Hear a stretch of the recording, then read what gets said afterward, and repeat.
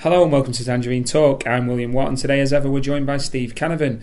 Today we'll look back at the weekend's win at Bristol City, and we'll also hear from Ian Holloway, Tom Ince and Brett Ormerod. So Steve, what do you think of the weekend? Brilliant, enjoyed it, it was good.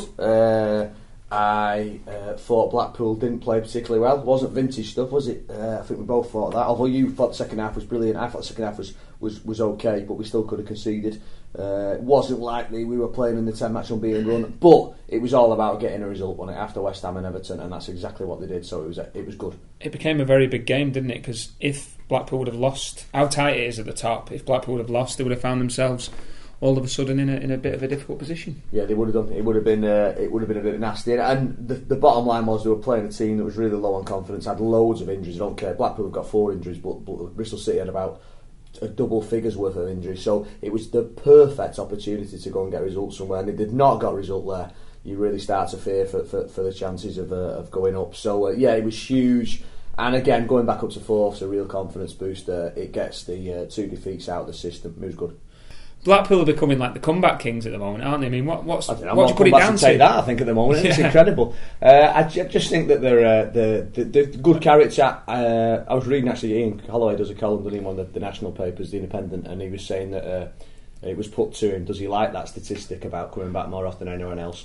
And he said, no, I bloody hate it, because it means you're letting too many goals in, which is really good, because everyone else looks at it and thinks, yeah, really proud of that record. But that's a manager's mindset, isn't it? But what's it down to? Because there must be something in the squad. What, about coming back? Or? Yeah.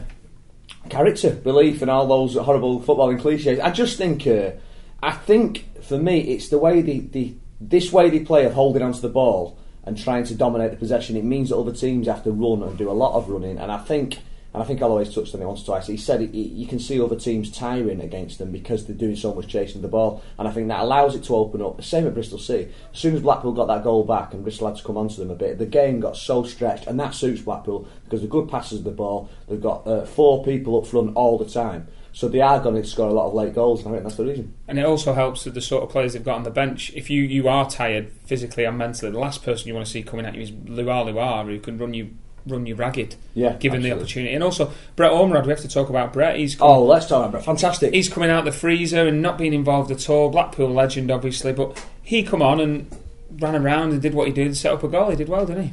Brett was superb. I think I spoke to him afterwards and I said to him, did you be honest, did you think your Blackpool career was over? And he said yeah, basically.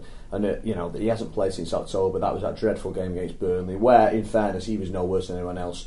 But 35 years old, had a leg starting to go. There's lots of doubts about him. He gets shipped off on loan to Rochdale. Everyone is thinking that's the end, isn't it? He's off. And to come back like that, and I said to him as well, it's one thing coming on a sub, it's another thing to actually influence the game. And he played a massive part in the 2 goals. Great cross for the first, and there was a really clever little ball to Stephen Craney in the run up to Kevin Phillips' goal as well. Delighted for him. He's a belting bloke, and I think he will play a part now. I mean, it'll be interesting to see what happens when all the lads come back from injury. But as it stands at the moment, he's back in there. He's played brilliantly. Would you, though? And I want to make another point as well. I'll tell you what Brett Ormerod did for me. Noah Dicko, who I don't know much about the games I've seen him in Blackpool, did okay, but he didn't cover back. And when Brett came on, you saw what a good wide play in Ian Holloway's system should be doing. He needs those 2 wide men to come back and do a lot of work and help, and that's what we didn't have before Brett came on. He made a massive difference because he knows the system. And someone like Dicko, who's got potential but he's still really raw, doesn't do that. Brett chased back, he helped Stephen Craney out, and that allowed Craney to push forward as well. And the 2 of them on the left, it's no surprise that both goals came from the left because Brett made that happen. That's one thing that Brett Ormerod does bring. He knows that system inside out and he plays it really well, doesn't he? When Matty Phillips is back, when Roman Bednar's back, Tom Ince, Luar, all these people are fit, would he still be involved? What would you think? I think he's going to find it difficult, isn't he? Really, realistically, I mean, you don't need to sell the qualities of Brett Ormerod to me. I over the years have been his biggest fan, but is he? Would he play in your team? Well, no, not with those players available. No, but I think if you go by where managers say if you play well, you keep the shirt, then at the moment he's certainly on the bench, isn't he? He should be on the bench. He's obviously only got 5 substitutes. He wants 3 strikers amongst those. He will be one of those 3 strikers for me, and he deserves another chance. Now, yeah, obviously, there's 13 games to go, 13 games to go. So he needs to, Whether he'll still be involved at the end, who knows? But at the moment, he is in possession of that shirt because he played ever so long. It would be unfair not to give him that. Obviously, they've got a lot of good strikers at the moment, Matty Phillips and Taylor Fletcher and Bednar, etc. But Brett Ormerod now is a substitute for me because he deserves to be. I completely agree. Now we've got some audio from the weekend, post-match from Ian Holloway, Tom Ince and Brett Ormerod. We just got to get on with it. We're having a fantastic season. I think the lads are doing really well and I want them to keep enjoying it. And, you know, second half, the strength we've got on the bench and, you know, the old boys that know what we do and how we do it, I'm delighted I've still got them. Brett was absolutely fantastic to have Keith fit again. You know, it's superb. You can't. Some of the new ones, I felt we might be a tad inexperienced sometimes, but those boys come on and nailed it down for us. They know exactly what they're doing, and I'm just delighted for them. Absolutely delighted. I'm delighted the confidence came back from a free kick. It just sort of bobbled in and hit someone and went in, and you need that. But we shouldn't be not confident. We got thumped the other day, but that don't matter. We got to keep going. Sometimes what don't kill you makes you stronger. You know, we went a goal down, which is happening quite a lot lately, but we've got that spirit and we've got the squad to be able to come back and win.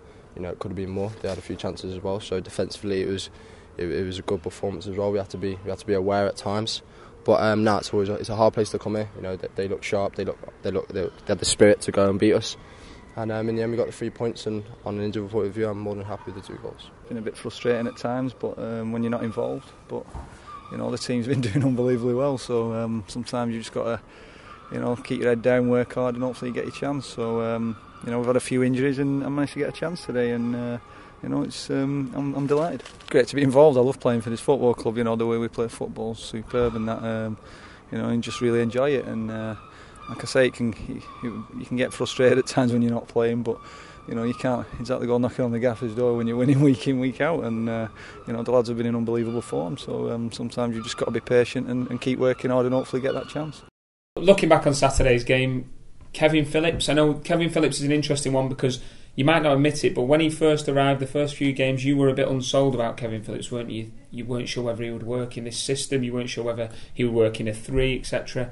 12 goals now, he's answered every single doubt that anybody's ever had about him, hasn't he? When Kevin Phillips came to the club and in the games he was starting early on, he wasn't used to playing in Ian Holloway's system, and you could see that. He got the ball and he would always turn backwards and he'd play it sideways or backwards. Now, there's nothing wrong with that in a normal team, but Ian Holloway's team is far from normal. He plays a style where you've got to be much more direct and you've got to attack quicker, and I thought Phillips, it sounds harsh, was slightly holding that up in a way. Now, I think he's massively adapted to the system. He's been on the training ground, you know, with Ian Holloway day in day out since the start of the season. I think him and Barry Ferguson, to an extent, have both got to grips with this system. And Kevin Phillips, for me now, is miles better than he was at the start of the season. I know that sounds daft because he was banging goals and he scored 2 against Peterborough, got another 2 at Brighton. But he plays the system so much better now. And I thought on Saturday, I still think he's better from off the bench because I think he's brilliant in the last half an hour of games. So I'm not sure I'd start him, but on Saturday he looked great and he was still running stronger then, and you've just got to take your hats off and say what a fantastic athlete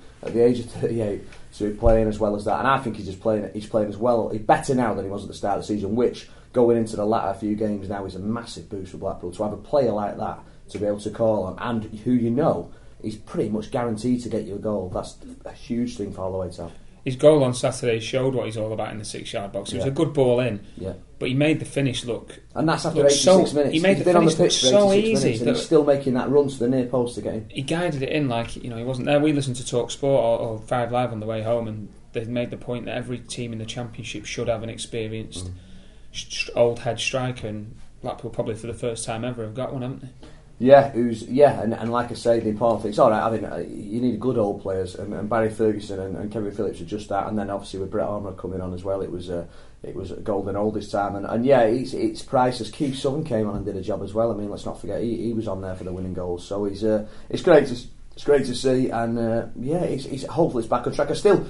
They can play better. They weren't good, and I'll tell you what, Hull City's really difficult games, so they need to play better, but it's certainly a step in the right direction, and they need just a win by hook or by crook. Sometimes a team, doesn't really matter how you play, they need to get a win, especially on the back of 2 really disappointing defeats. And like I say, the West Ham one was particularly disappointing because they expected to be a lot closer to West Ham, and it was a real blow to the confidence. So they had to bounce back, and they've done that.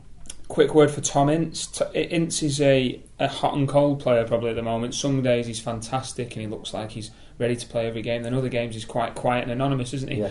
Do you think Ian Holloway's playing him the right way at the moment, as in taking him in, putting him in, taking him out? Well, he gave him a run of games, didn't he? Sort of, I think it was around the Fleetwood game, the time of that, when he was playing really well, and he gave him a run of games. And I think towards the end of that run, he did start to fade a bit. Because he's a young lad, he's only just turned 20, and he's going to be inconsistent. Same with Matty Phillips to an extent. So I think he would have left him in. Like Matty Phillips said, he'd been scoring goals every game, but as he pointed out yesterday, that was his first goal at Bristol City since Fleetwood. So it had been a good month since he got his last goal. So he was right to give him a rest, and if he carries on scoring, he'll stay in the team. Simple as that. But he's got all the talent in the world. The lad's got so much skill. What is your first choice front three? It's a difficult one. What front is it? Four or front three? No, three. Front three. Well, I'd always Luala would be in the hole for me. Yeah. So I'd be front three. What are players fit? Luala would play in the midfield, like he did at Sheffield Wednesday. I would. Well, possibly. I'd play him in the hole, or Taylor Fletcher. I'd interchange them maybe. So one of those down the middle. I tell you why I would disagree with that about Luala. I don't think he keeps hold of the ball well enough to play in midfield. I think we saw Everton. Didn't we? There's a lot of times where we'll bomb men forward past him, and he does like to hold on to the ball. And sometimes he's frustrating with the amount of time, especially against West Ham. Well, this is the beauty of it, though. You've got so many things you can do. You can play Luala in the hole, and when he came on and played in the hole at Bristol on Saturday, Kevin Phillips benefited from that, because for the first time in the game, Phillips was getting some service and had a shot which David James saved prior to Blackpool going 2-1 ahead. So it's the beauty of this system is you can play Luala up top. Well, probably you're right. He is better in the front of the central of the middle three. But you've also got the option, because he's such a good player, of playing him further back, and that enables him to spread balls out to all the front three. Quickly, your front three.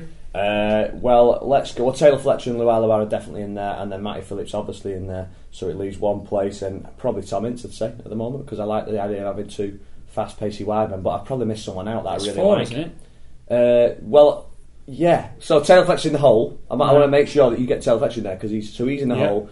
You can't name front three. Blackpool have got a front four. So name your front four. And that is, can I just say as well, that is key, because the last two games and the first half Bristol and the West Ham Everton games, Ian Holloway, I keep banging on about this, but it's a bit boring, but stick with me, has played a 4-3-3. Blackpool shouldn't play like that. They should be playing a 4-2-1-3. That is what has worked all season. So you have Ferguson and one other midfielder, possibly Silvestre, even though he didn't play particularly well at Bristol, and then you have someone in the hole and then a front three. So Blackpool play a front four. In the hole would be Gary Taylor Fletcher, Luala down the middle, Matty Phillips on the right, and then one other on the left, probably Tom Ince. That's exactly the four I would have picked. Really? No place for Ian Evatt, funnily enough. Ian Evatt? Yeah, he played up there against West Ham, and he was... That little joke, that's good. He struggled a little bit, obviously, because he's a centre-half. Just a quick one, an interesting one about Jonjo Shelvey. It was reported on Friday that he'd signed for Middlesbrough by Sky Sports. A lot of people were shocked and a bit disappointed, really, that he hadn't come back to Blackpool. But the Gazette understand that Blackpool have been given reassurance. We didn't even bother reporting over the weekend because we knew it was false, and it was only when everyone seemed to go mad on message boards that we thought, well, we better just clarify this. I had a conversation with a very high-ranking person at Blackpool Football Club over the weekend, and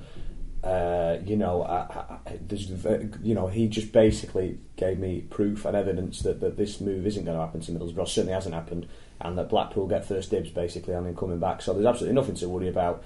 The bigger question is how long he could stay for, because there's rules about playing for loan and how many days you can play for a club for. That's the bigger issue. But as in Shelvey going to Middlesbrough, no, it's not happened, and Blackpool, if they want Shelvey back, should be able to do that deal.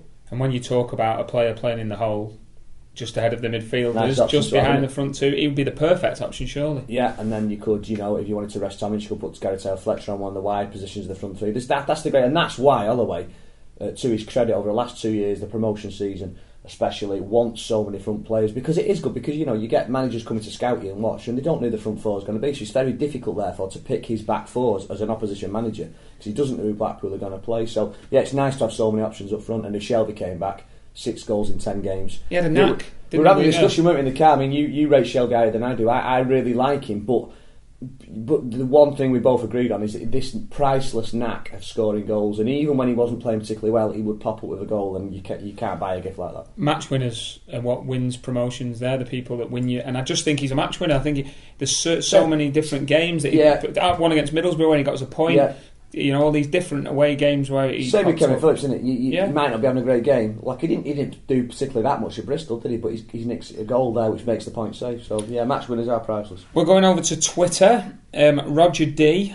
Quite an interesting question. This is March a make or break month for the Seasiders. Now, I know you've been looking at the fixtures this morning. March, talk to me about that one. Well, there's 7 games, so it is going to be pretty make or break. Yeah. You've got Hull City, Brighton, Leicester, Southampton, Reading. So yeah, it's a big month. To name a few. They've also got Peterborough at Derby. The good thing is that Hull, Brighton, Leicester, Southampton are all at home, and that's. I think someone was telling me. I've not checked if this is correct, but someone was telling me that Blackpool's away games are all at teams who are 15th or lower in the table, and all the big teams that they're facing, apart from Reading. I'll take Reading out of that start, obviously. Apart from Reading, they're all at home against the big clubs. So it's all in the home form. Now, what slightly worries you about that is that Blackpool have struggled at home lately to play the football they want because of the pitch. Well, I was going to say there was a Twitter conversation, bizarrely, between Gary Taylor-Fletcher. Yeah, it's a new thing. Social network. It'll kick on. Yeah, okay. Gary Taylor-Fletcher and Charlie Adam had a Twitter conversation where Fletch said something about great result. Charlie tweeted, the pitch is going to be a big harm. And Gary Taylor-Fletcher said it's the worst he's ever seen the pitch since he arrived at Bloomfield Road.